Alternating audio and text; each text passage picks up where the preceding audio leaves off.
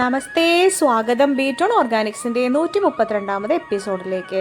നമ്മൾ പല ചെടികളിലും പൂമ്പാറ്റകൾ വന്നിരിക്കുന്നതും തേൻ കുടിക്കുന്നതൊക്കെ കാണാറുണ്ട് അല്ലേ. ഇപ്പോൾ കൃഷ്ണകിരീടത്തിൽ ധാരാളം കാണാം, മന്ദാരത്തിലൊക്കെ കാണാം, റോസിൽ, അതേപോലെ പല തരത്തിലുള്ള നമ്മുടെ ബ്രൈഡൽ ബൊക്കെ പോലെയുള്ള പല വെറൈറ്റീസ് ഓഫ് ചെടികളിൽ നമുക്ക് കാണാനായിട്ട് സാധിക്കും.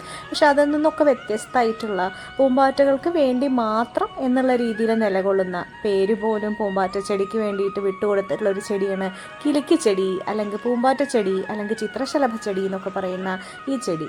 കാണാൻ നല്ല ഭംഗിയുള്ള പൂക്കളാണ്. അതിനുപരിയായിട്ട് ഇതിനെ ആകർഷിക്കുന്ന ഇലകളും അതിൻ്റെ ആ ചെടിയുടെ എല്ലാ ഭാഗങ്ങളും ഈ ചിത്രശലഭങ്ങൾക്ക് വേണ്ടി നിർമ്മിച്ചതാണ് എന്നുള്ള പോലെയാണ് കേട്ടോ.